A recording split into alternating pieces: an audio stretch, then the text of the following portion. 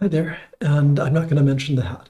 No, more to the point, the office is really chilly, and since I've already outed myself as a wearer of hats, I thought that I would show off another one of the pieces. This one's actually it's a very thick felt, so it's for shoveling snow outside. It is gauche to wear a hat indoors, but be that as it may, this is for display purposes. Anyway, the public service announcement today is that emotions and FI are two separate things. If you were going to draw an analogy, I would say think of emotions as being a tidal force, like the tides. Everyone is subject to it. If you're human, you experience emotions. You may experience them somewhat differently, and you may have built a different relationship with your emotion that is, let's say, similar to tidal forces. Some people try to protect their shores by building up large seawalls, and therefore they have an adversarial relationship with their emotionality, and they try to keep those things out, but eventually, sooner or later, some forces get through and it creates disasters. Others try to work within those emotions or even try to harness them. So they build, let's say, the equivalent of power generators that work with the tidal flows and try to harness. And again, that may or may not work in different ways, but it's the tortured analogy here is that people have different relationships with their emotions. So compare that to FI. I would say FI is more like it's a process, it's a metric. So it's more like the practice of measuring fluid dynamics.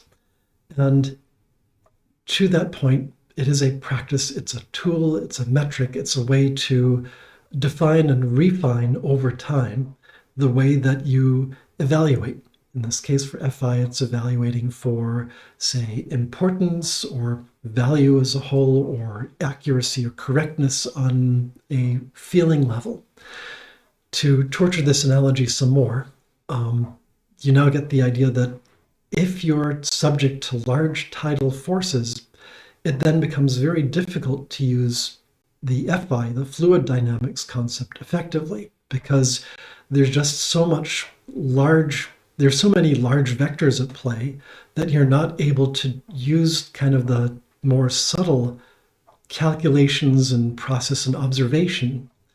And so if you see people who are behaving in emotional outbursts and unpredictable ways governed by their feelings, it doesn't mean that that's an ISFP or an INFP. In fact, it may mean the opposite, because those types are potentially more likely, not always, it's going to be very much a maturity thing, but potentially more likely to be aware of the greater tidal forces at play and look at ways to incorporate that into their existence so that they can make good decisions and kind of, when they need to study things with FI, create those safe harbors that they need in order to process things more accurately.